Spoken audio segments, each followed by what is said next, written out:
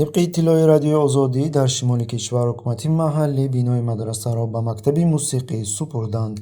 در ناحیه خوالینگ بینای سابق مدرسه به نام حاجی انصاری به مکتب موسیقی محلی سپرده شد.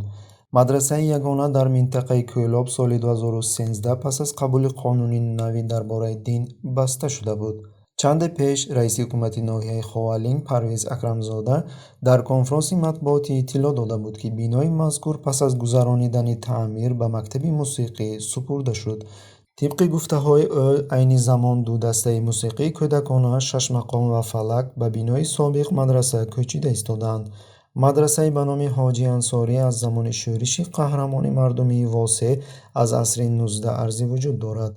یک وارانت لیچه دینی کسبی، یعنی هم که باید اساسهای دین شناس میشود و هم یکون کسب می‌آموزند.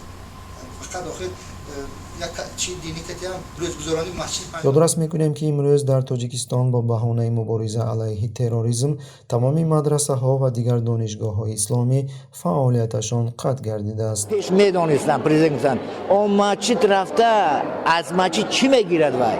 چی می‌گیرد این مسجد؟ هیچی نمی‌گیرد.